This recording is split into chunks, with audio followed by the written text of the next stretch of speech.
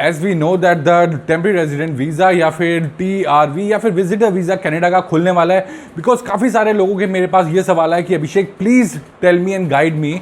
कि मैं अपनी विजिटर फाइल में वो कौन कौन से डॉक्यूमेंट्स लगाऊं so that I could be able to get the visa easily. तो इसलिए ये वाली मैं वीडियो बना रहा हूँ बिकॉज आई थिंक दैट इस मुद्दे पर, इस चीज़ पर कभी भी किसी ने ज़्यादा बात नहीं करी है। बट मैं आपको वो चीज़ें ज़रूर उनसे मुखातिब कर रहा हूँ कि वो कौन कौन सी चीज़ें हैं जो अगर आप अपनी एप्लीकेशन फाइल में लगाते हैं तो जो आपके वीज़ा मिलने के चांसेस काफ़ी ज़्यादा डबल, ट्रिपल या फिर क्वाड्रपल हो सकते हैं। तो गाइज एक एक पॉइंट को ध्यान से सुनना।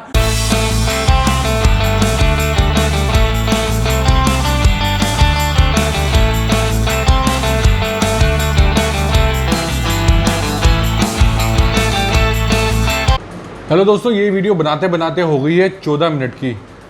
11 मिनट जो आखिरी के 3 मिनट हैं ये काफ़ी ज़्यादा ज़रूरी है। तो मैं आपसे गुजारिश करूँगा कि अगर आप कनाडा का वीज़ा अप्लाई करने वाले हैं या कनाडा जाने वाले हैं या आपको कनाडा का विजिटर वीज़ा चाहिए तो ये वीडियो पूरी देखिएगा। नमस्कार दोस्तों, मैं हूँ अभिषेक शर्मा और delhivisaservice.com में आपका बहुत बहुत स्वागत है और अभिनंदन। दोस्तों, ये बहुत ही महत्वपूर्ण वीडियो होने वाली है because in this video we gonna be telling you आपकी एक एप्लीकेशन, अगर आप कनाडा का TRV या विजिटर वीज़ा या टूरिस्ट वीज़ा अप्लाई कर रहे हैं तो वो कौन कौन सी चीज़ें आपके विजिटर वीज़ा में होनी चाहिए so that the Canadian embassy, the visa officer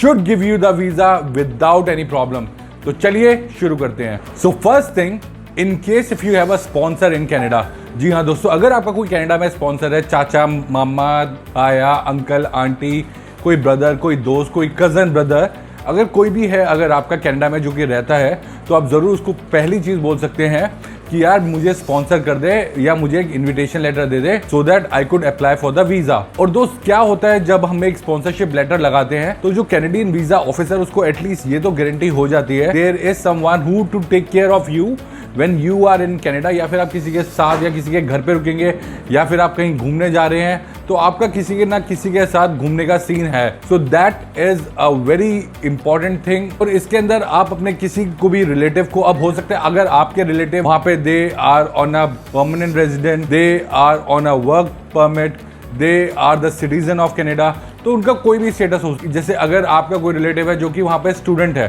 तो वो भी आपको स्पॉन्सर कर सकता है ना, उसके अंदर भी कोई प्रॉब्लम नहीं है। लेकिन आपको इस चीज़ का बहुत ख्याल रखना चाहिए कि जो भी आपको स्पॉन्सर कर रहा है, anyone who is sponsoring you, वो उसका स्टेटस वहाँ पे बिल्कुल क्लियर स्टेटस हो। He should be involve in any of the wrong activities या फिर उनका जो PCC है वो क्लियर होना चाहिए। अब पता चले जी आपने किसी अपने रिलेटिव को कर दिया बट वो खुद एक इलीगल थे, देन ये आपके लिए बहुत बड़ी प्रॉब्लम हो सकती है। तो प्लीज मेक श्योर अगर आपका कोई भी रिलेटिव है, फ्रेंड है, चाचा, ताया, मामा, अंकल, उनका कनाडा में क्लियर स्टेटस होना चाहिए। हमने ऐसी काफ़ी फाइलें अप्लाई करी हैं जिसके अंदर जैसे वीज़ा एप्लीकेंट है, उसका जब कोई फ्रेंड होता है और वहाँ से वो उसको इनविटेशन लेटर भेजता है या किसी का कोई अंकल है जो उनको इनविटेशन लेटर भेजता है कि please come to Canada and please visit me, will show you around. तो एक जब हम उनकी फाइलें लगाते हैं ना तो जैसे ही वो फाइलें वीज़ा ऑफिसर के आती हैं और स्पॉन्सरशिप लेटर वो सबसे पहले देखते हैं तो एक कॉन्फिडेंस बिल्डअप हो जाता है कि ये इस बंदे का कोई कनाडा में रहता है जो कि जहां पर जाके ये रुकेंगे, कोई है कनाडा में है जो इनकी कंप्लीट रिस्पॉन्सिबिलिटी ले रहा है and that is becomes a very important thing. जो फर्स्ट डॉक्यूमेंट है जो भी आपको स्पॉन्सर देंगे वो है एक इन्विटेशन लेटर। तो दोस्तों, ये इन्विटेशन लेटर क्या है? ये इन्विटेशन लेटर एक स्टैंडर्ड फॉर्मेट का लेटर है जिसके अंदर जो एड्रेस करता है the Canadian embassy new Delhi या फिर कैनेडियन एम्बेसी इन मुंबई या कैनेडियन एम्बेसी इन कलकत्ता, जिसके अंदर लेट्स से अगर मेरे को मेरा ब्रदर इनवाइट कर रहा है या मेरे को मेरा फ्रेंड इनवाइट कर रहा है जो कि वहां पर कनाडा के अंदर परमानेंट रेजिडेंट है, that myself Hemant Kumar, permanent resident और citizen of Canada with his passport number, since जब से उनके पास सिटीजन है या फिर जब से वो परमानेंट रेजिडेंट हैं तो वो उसको मेंशन करेंगे अपने इंट्रोडक्शन में। उसके बाद वो क्या लिखेंगे, I would like to invite mister Abhishek Sharma who is my relative या फिर हु इज माई फ्रेंड। अब वो किस पर्पस के लिए इनवाइट करे, अब हो सकता है जो वो पर्पस है वो may be a summer holiday, who would like to come and join me in Canada for a summer holiday for 4 week, या फिर सेकंड रीजन इसका ये हो सकता है that who would like to come for a wedding या who would like to कम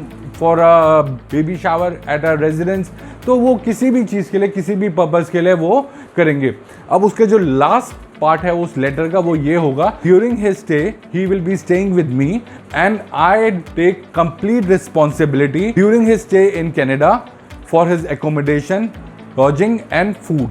तो इससे क्या होगा कि ऑफिसर को उसको ये गारंटी होगी कि यार देयर इज समबडी, कोई एक कैनेडियन रेजिडेंट है या कोई कैनेडियन परमानेंट रेजिडेंट है, अब ये वो कोई स्टूडेंट भी हो सकता है कि इनका कोई है कनाडा में जो कि इनकी अकोमोडेशन को सपोर्ट कर रहा है, ट्रिप को देखभाल करेगा, and there is somebody who is responsible. Second जो डॉक्यूमेंट देंगे जो स्पॉन्सर आपको, वो हो सकता है उनका लीज लेटर, अगर रेंट पे रह रहे हैं तो उनका हो सकता है इलेक्ट्रिसिटी बिल हो, वहां पे वो अपना एकोमोडेशन का दिखाने के लिए, हो सकता है उनका वो कोई रेंट एग्रीमेंट हो जहां पे भी वो रह रहे हैं, या फिर वो उनका खुद का घर है तो वो उसकी रजिस्ट्री की कॉपी दे सकते हैं, तो जिससे कि उनका जो स्टेटस है जहां पे वो रेजिडेंट है वो चीज क्लियर अप हो जाए। तीसरा जो एक डॉक्यूमेंट है जो स्पॉन्सर देता है वो है उसका बैंक स्टेटमेंट, जिससे कि वो प्रूव कर सके that he is very very well settled in Canada और उनके पास काफी सारे फंड्स हैं अपने बैंक अकाउंट के अंदर जिससे वो आपको सपोर्ट कर सकते हैं। आप उसके अंदर ये नहीं कि उनके अगर बैंक स्टेटमेंट में आप $400-500 दिखा रहे हो तो नहीं, तो बॉस अगर कोई आपको सपोर्ट करे तो he should have a sufficient balance जिससे वो दिखा सकें कि अगर आप उनके पास विजिट करें तो they will take care of you and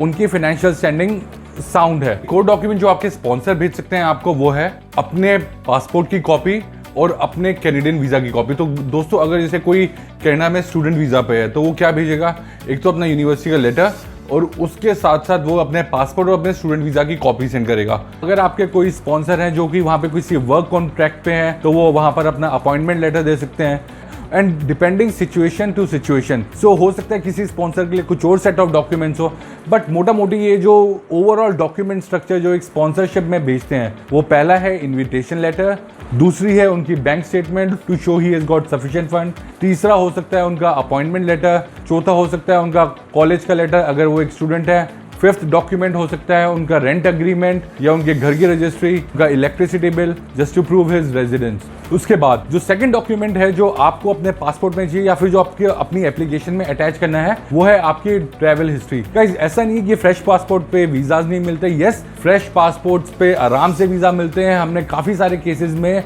लगाए हैं वीजाज, बट आज मैं आपसे बात कर रहा हूँ वो कौन कौन सी चीजें जिसको आप अटैच करें तो आपकी फाइल थोड़ी और स्ट्रांग हो, थोड़ी और साउंड हो। तो बहुत ही अच्छा है अगर आपके पासपोर्ट में कुछ ट्रैवल हिस्ट्री है, जैसे कि अगर आप इंडिया में रह रहे हैं तो बेटर होगा अगर आपने दुबई, चाइना, मलेशिया, सिंगापुर एक साल पहले या एक साल करके अगर आपने ट्रैवल करा है। हमने क्या देखा था, हमारे पास पहले एक केस आया था that there was a gentleman who wanted to go to Canada. तो उन्होंने क्या करा, पहले अपना फर्स्ट ईयर में ट्रैवल करा मलेशिया, सिंगापुर, सेकेंड ईयर में उन्होंने ट्रैवल करा ऑस्ट्रेलिया, थर्ड ईयर में उन्होंने ट्रैवल करा शेनिगन। तो ये जब उन्होंने तीनों ट्रैवल कर लिए फिर चौथे साल में उन्होंने अपनी कनाडा के लिए फाइल लगाई विदाउट एनी स्पॉन्सरशिप डॉक्यूमेंट। तो एक उससे बेटर इम्पैक्ट ये रहा जो वीजा ऑफिसर के ऊपर कि ये बंदा हर साल कहीं ना कहीं घूमने के लिए जाता है। ये फर्स्ट ईयर में मलेशिया, सिंगापुर गया, सेकंड ईयर में ये दुबई चला गया, थर्ड ईयर में ये चाइना चला गया और ये फोर्थ ईयर में कनाडा जाना चाहता है। तो इससे काफी, because you see tourism is a main component of each and every economy और हर कोई चाहता है कि उस कंट्री में टूरिस्ट आए,